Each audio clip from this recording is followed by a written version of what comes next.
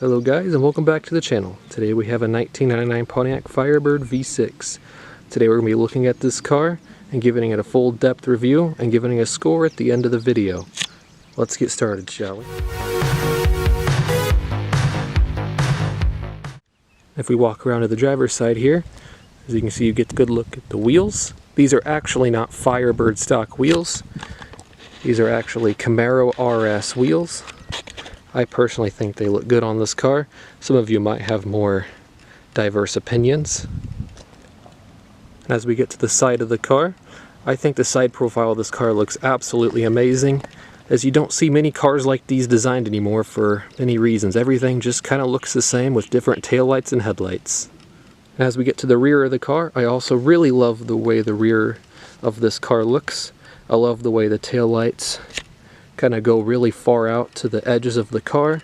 They curve very nicely, as they are a little bit different compared to the Camaro, as I will show on top of screen.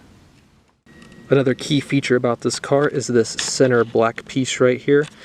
It actually says Firebird and shows a Firebird logo on here, but this one has actually been blacked out, and some of them are like that, but some of them are colored red, and I prefer the black as it matches the whole taillight going across the car. Another place where the bird can be found is on the front bumper. This is actually a cover, and you can take it off if your state requires you to run a front license plate. Mine does not, so I get to keep it, which I love. Another key look on the back here is it says Pontiac under the rear taillights. I think it would look better if the letters were blacked out, but I like it as it is. Another place where it says Pontiac is on the driver's side headlight cover, unlike the passenger side, as you can see here. It also says Firebird on both the passenger and driver door, as well as on the back. And one of my personal favorite features about the exterior of this car are the glass removable panels, also known as T-tops. I will show you how to remove those here now. There is a lever that you want to pull towards the front of the car and then lift up on it, which you can remove and put into the hatch where there are T-top holders.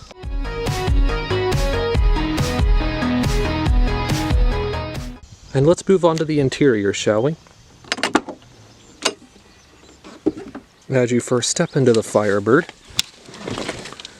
you will notice the very nice white face gauge cluster with a 125 mile/hour speedometer, with a temp gauge, oil pressure gauge, a battery voltage gauge, and most importantly, a gas gauge. And as you pan around the interior, I think this car looks really good inside and out.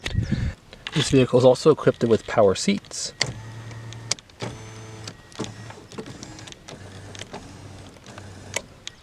as well as power windows.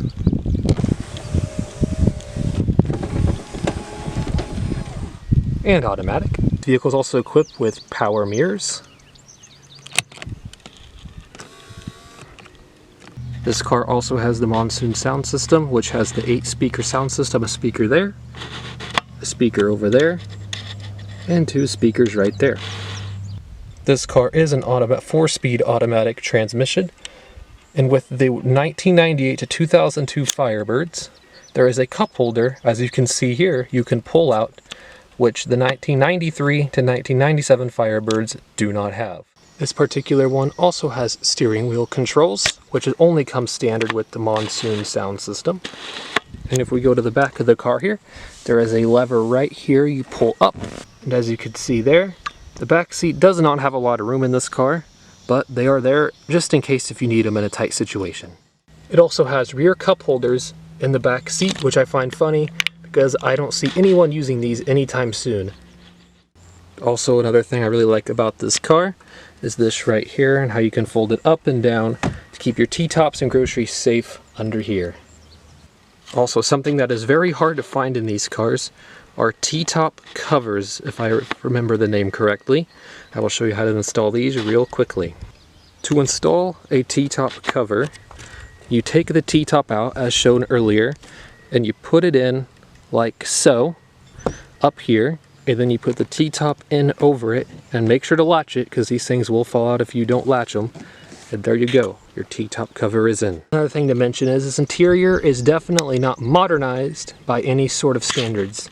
It definitely has typical 90s technology and is a very dated looking style, but I really like it.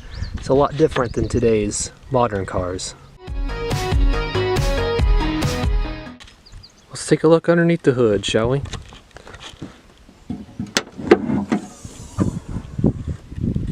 And as seen from the title, this vehicle is powered by a 3.8 liter V6. I will put power numbers in the top left hand corner of your screen. This is definitely by no means a powerhouse or anything comparable to the LS1, but it is very good on gas mileage. It's an extremely reliable engine if you take care of it. Let's go ahead and start it up. This particular one is 157,352 miles.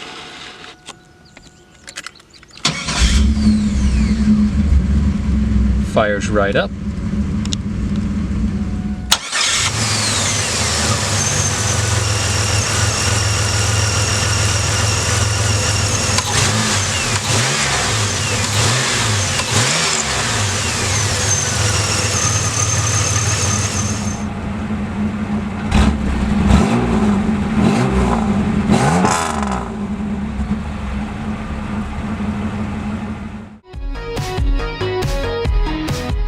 First is this passenger side taillight. As you can see, it is definitely filled with water. It is also kind of faded, as you can see from the left hand side of it, versus the other one. It looks fine.